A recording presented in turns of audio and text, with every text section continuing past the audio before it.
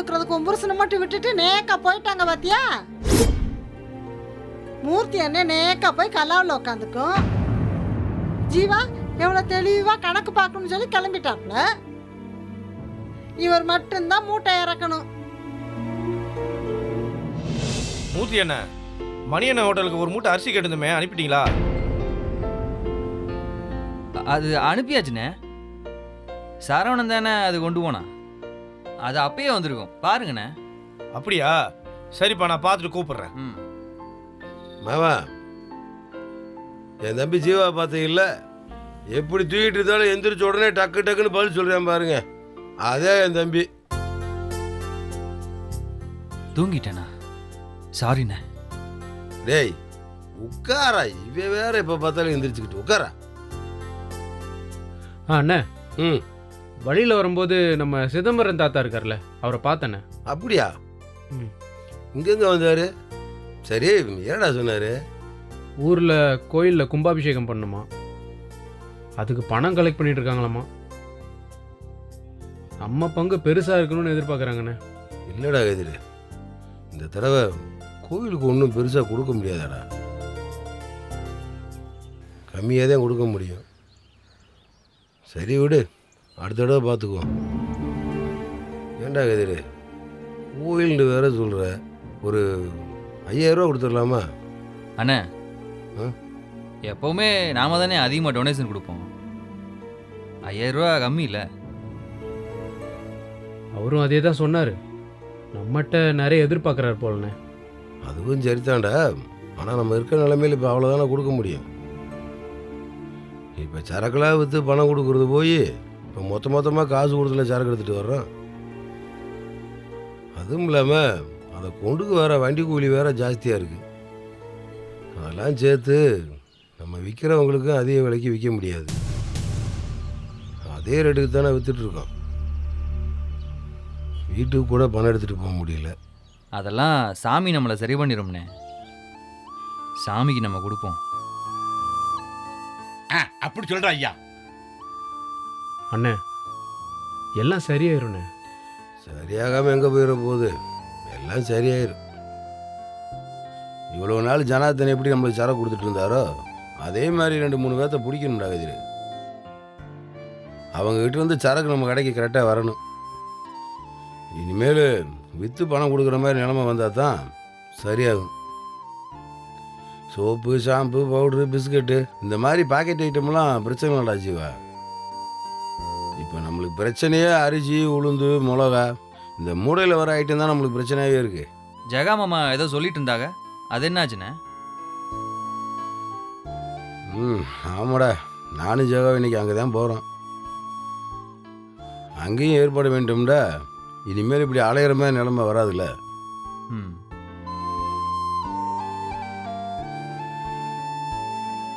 அண்ணே, இம்புட்டு பிரச்சனை நடக்கும்போது எல்லாமே இவனால தான்னு என் மேலே உங்களுக்கு கோவமே வரலையாண்ணே? இந்த ஆரம்பிச்சிட்டான் பாரு. டேய் என்னடா பேசுகிற? ஓ மேலே எங்களுக்கு என்னடா கோவம்? என்னால் தானே இது எல்லாமே நடக்குது. டேய் நீ முதல்ல வீட்டுக்கு போய் தூங்குடா. 2 நாளைக்கு கூட சும்மா பாவ மன்னிப்பெல்லாம் கேட்டுக்கிட்டு விடுறா.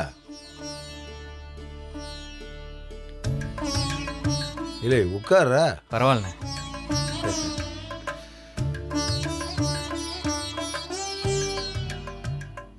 இல்லை கதிரு, உனக்கும் என் மேலே கோவமே வரலையாடா? அண்ணே, இப்படி தூங்காமல் நின்று என் கூட பேசும்போது தான் கோவம் வருது. போனேன், வீட்டுக்கு போய் முதல்ல தூங்கு. சீரியஸாக கேட்குறேன். என்னடா இவன் ஒரு கல்யாணத்தை பண்ணிக்கிட்டு நம்ம எல்லாத்தையும் இம்புட்டு கதற விடுறான்னு ஒரு நிமிஷம் கூட தோணவே இல்லையாடா? தோணலைண்ணே. அது எப்படிண்ணே தோணாமல் இருக்கும்? நான் அண்ணியோட அப்பாவை அடிச்சனே, என் மாமாவை ஏன் அடிச்சேன்னு நீ கேட்டியா? அதை வச்சு நீயும் அண்ணி சண்டை வேற போட்டிருக்கீங்க. அப்போது அது உன்னால தான்டா சண்டைன்னு என்கிட்ட வந்து கேட்டியா நீ? இல்லைல்ல, அப்புறம் நாங்கள் மட்டும் ஏன் உன்ட்ட வந்து கேட்கணும்? அப்படி கேள்றாண்டா. மாறி மாறி சொல்லி ஆரம்பிச்சிட்டானுவோ.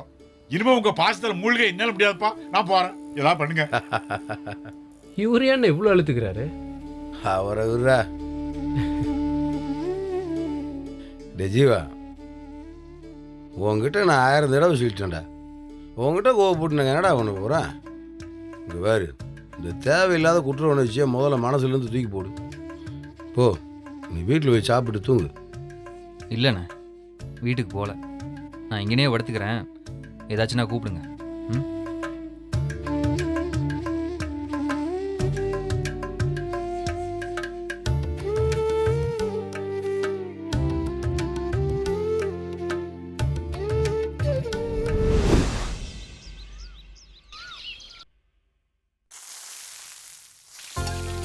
அதெல்லாம் ஒண்ணும் இல்லம்மா. அட இல்லம்மா,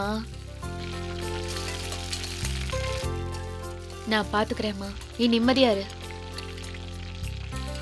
அம்மா, நான் பாத்துக்கிறேன்னு சொல்றேன்ல, நீ அங்க நிம்மதியா இருமா. ஒரு பிரச்சனையும் இல்ல. உன்கிட்ட இதெல்லாம் யார் சொன்னது? அண்ணனா? அதானே, அண்ணன் இதெல்லாம் உன்கிட்ட சொல்லியிருக்காதுன்னு தெரியும். அண்ணி தானே சொல்லுச்சு. நான் பாத்துக்கிறேம்மா, நீ அங்க நிம்மதியா இரு. ஒரு பிரச்சனையும் இல்ல. சரி, நான் வைக்கவா? வைக்கலன்னா நீ இப்படிதான் புலம்பிக்கிட்டே இருப்ப. இந்த பாரு, நான் அப்புறமா வந்து உன்னை பாக்குறேன். ம், சரிம்மா. அம்மா தெரிஞ்சதுக்கா? ஒரே புலம்பல். இங்க என்ன பிரச்சனையோன்னு.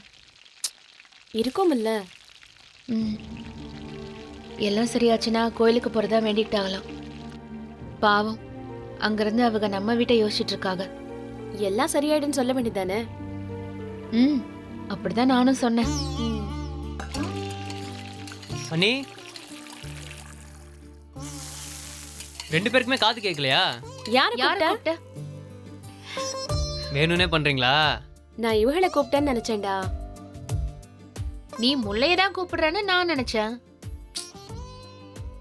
வேணும்னே பண்றீங்கன்னு தெரியுது. என்னடா? அண்ணி, கொஞ்சம் பணம் வேணும் அண்ணி. எதுக்குடா? என்ன புதுசா கேக்குறிய? நீ இருக்க பாரு, உனக்கு மட்டும் எங்க இருந்து தான் செலவு வருதுன்னே தெரியலடா.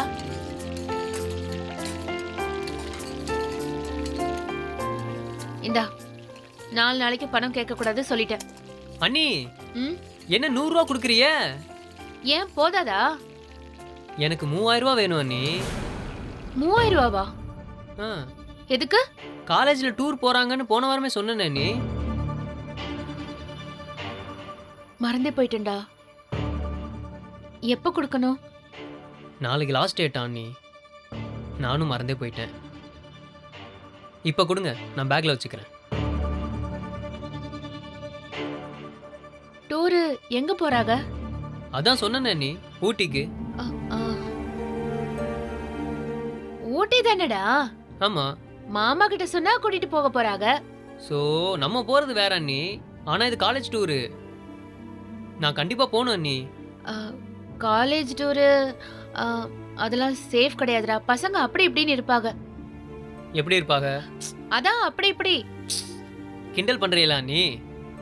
அன்னைக்கு சொன்னப்போ போயிட்டு வான்னு சொன்னீங்க.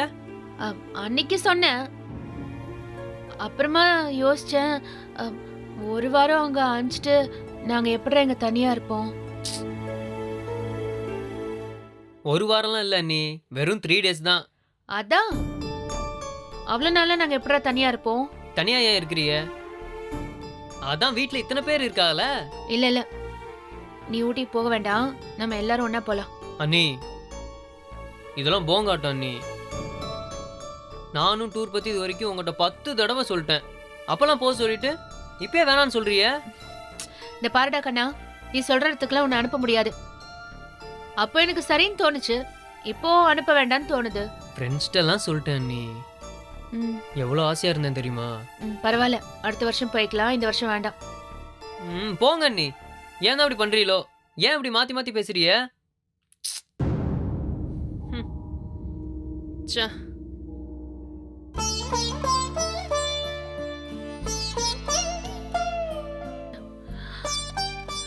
கண்ணம் பணம் கேட்டு இல்லைன்னு சொன்னதே இல்லை முல்ல. இன்னைக்கு நிஜமாவே இல்லை.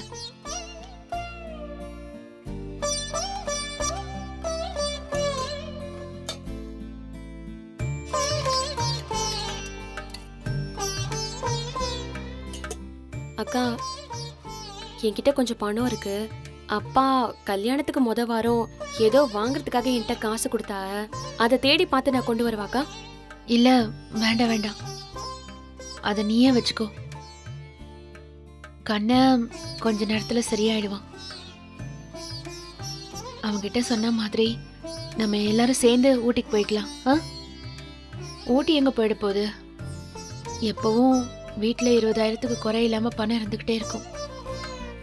யார் கண்ணு பட்டுச்சோ தெரியல, இப்படி ஆயிடுச்சு. சரியாயிடும்ல முல்ல? சரியாயிடும்க்கா.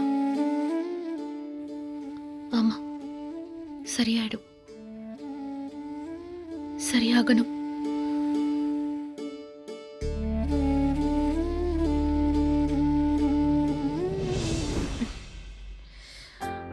வாடா. இப்பதான் உனக்கு ஃபோன் பண்ணலாம்னு நினைச்சேன், அதுக்குள்ள வந்துட்ட. 100 ஆயுசு. அண்ணி செமையா பசிக்குது, சாப்பாடு எடுத்து வைக்கிறீங்களா? சரிடா, கை கால் கழுவிட்டு வா. இதை பேசிட்டு வரேங்க. ம். சொல்லுங்கண்ணே. இப்பதான் ஆம்லெட் போட்டு வச்சேன், சூடா. அவனுக்கு ஆம்லெட்னா ரொம்ப பிடிக்கும். கரெக்டா வந்து நிக்கிறான் பாரு. இதோ வந்துடுறேன். ஒரு நிமிஷம்.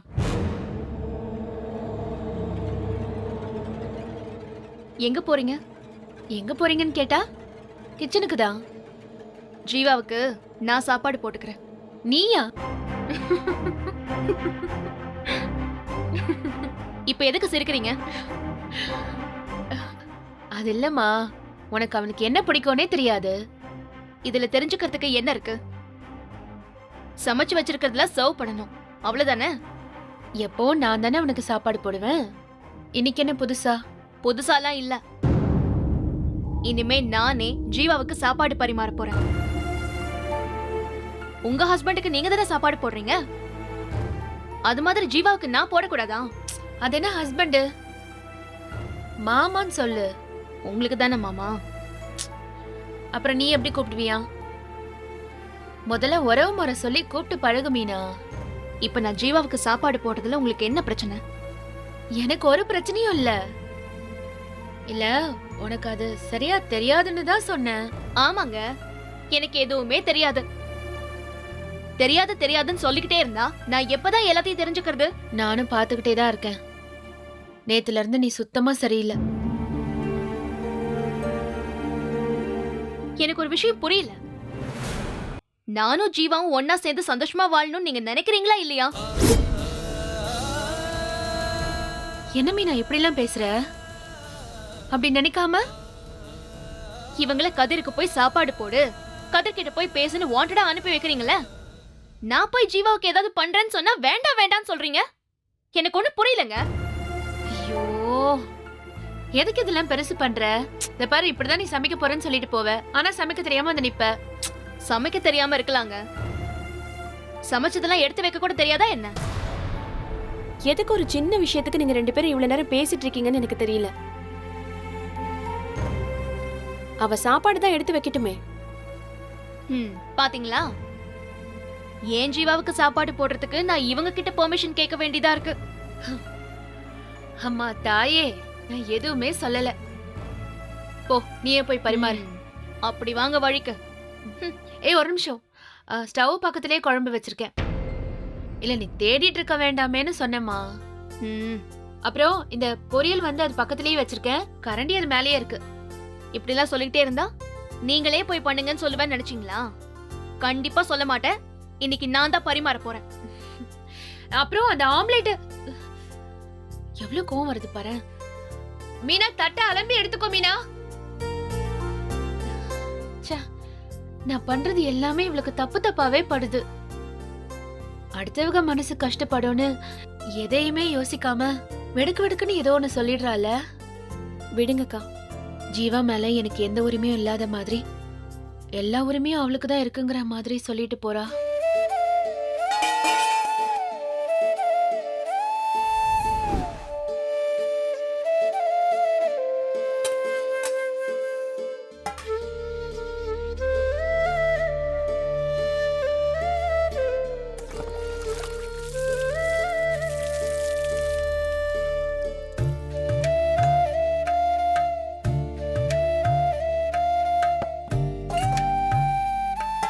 அண்ணி வரல?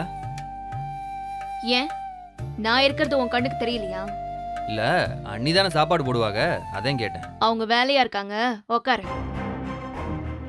அண்ணே, அண்ணே, அண்ணே. ஏன் நான் சாப்பாடு போட்டா உனக்கு பசி அடங்காதோ? நான் சாப்பிட போகும்போது எங்க போனாங்க அவங்க? இது பாரு, ஒழுங்கா உட்காந்து சாப்பிடு. உட்கார்றா. என்னடி கத்தியை காட்டி மிரட்டுற மாதிரி மிரட்டுற? அப்படிதான், உட்காரு. ம்.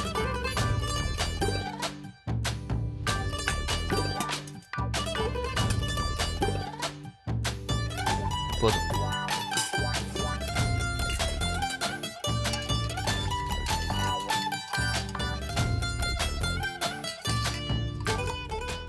ஏய், என்னடி இப்படி ஊத்துற? பரவாயில்ல, சாப்பிடு. என்னமோ வீடு கட்ட சிமெண்ட்ல தண்ணி ஊத்துவாங்கல்ல, அந்த மாதிரி ஊத்துற. கொஞ்சமா ஊத்துறியே. இப்ப என்ன? எனக்கு சர்வ் பண்ண தெரியல, உங்க அன்னைக்கு தான் தெரியும், அப்படிதானே? சரி, நீ சாப்பிட்டியா? அத கேட்கலாம் இங்க யார் இருக்கா? சரி வா, நம்ம சாப்பிடுவோம். எனக்கு வேண்டாம். ஆட ஒரு தட்டை எடுத்துட்டு வா, சேர்ந்து சாப்பிடுவோம். எனக்கு பசிக்கலப்பா. நீயும் எப்படி இருந்தாலும் சாப்பிட்டாகணும்ல, சேர்ந்து சாப்பிடுவோம். எனக்கு தான் வேண்டான்னு சொல்றேன்ல. ம். ஆமா, இடையில கொஞ்ச நேரம் கோச்சிக்கிறதுக்கு மறந்துட்ட போல் இருக்கு. என்னோட கோவம்லாம் அப்படியே தான் இருக்கு. ம். அதான் நான் பார்த்தேன். சரி, நீயும் சாப்பிடு. எனக்கு வேண்டாம். ஆட யார்ராவ?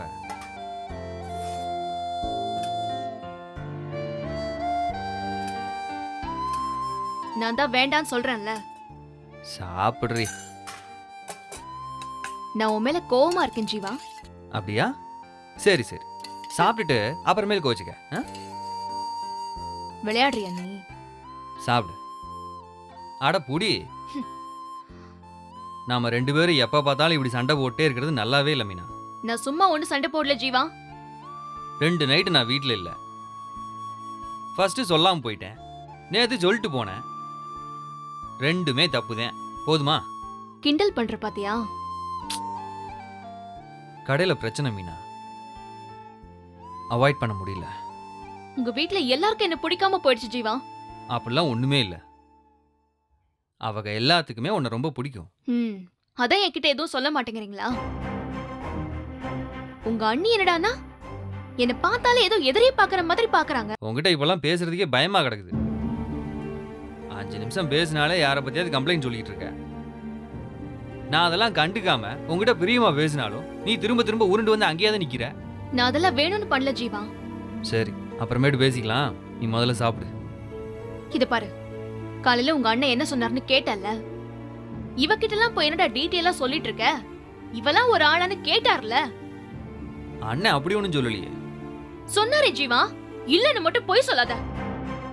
நான் செம்ம டென்ஷன் ஆயிடுவ சொல்லிட்டேன். அண்ணன் அப்படி சொல்லலையே மீனா. ஹஸ்பண்ட் அண்ட் ஒய்ஃப்குள்ள எல்லாத்தையும் எக்ஸ்பிளைன் பண்ணிட்டு இருக்க முடியாது, எல்லாத்தையும் தானா புரிஞ்சுக்கணும் தானே சொன்னாரு. பேச விட்டா தானே புரிஞ்சுக்கிறதுக்கு. எப்பவும் அவங்க கூடவே உன்னை வச்சிட்டு இருந்தா நான் எப்படி உன்னை புரிஞ்சுக்கிறது?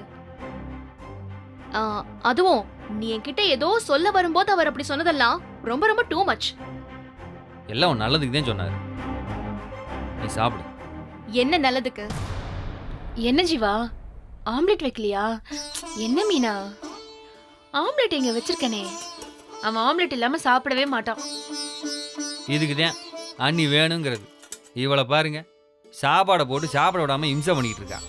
பொரியல கூட எடுக்காம வந்துட்ட.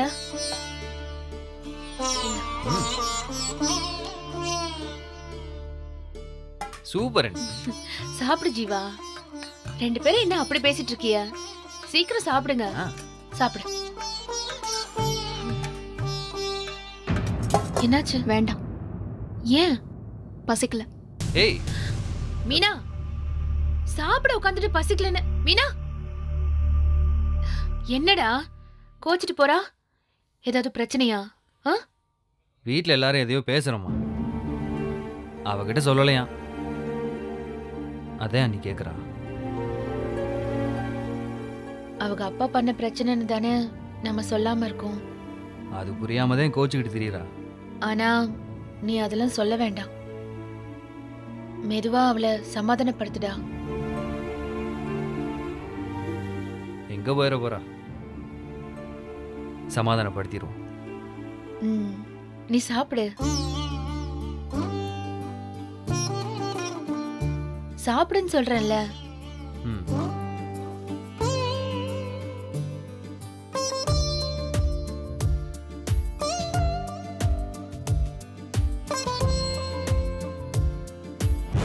சாப்பிடுற நேரத்துலயாவது ஜீவா கிட்ட பேசலான்னு பார்த்தா அங்கேயும் வந்துடுறாங்க. ஜீவாக்கு நான் பரிமாறுறேன்னு சொல்லியும் இவங்க ஏதோ சாக்கு சொல்லி உக்காந்துட்டாங்க. வேணும்னே பண்றாங்க. பெரிய பாசம்னு நினைப்ப. இம்சை இம்சை. ச்சே.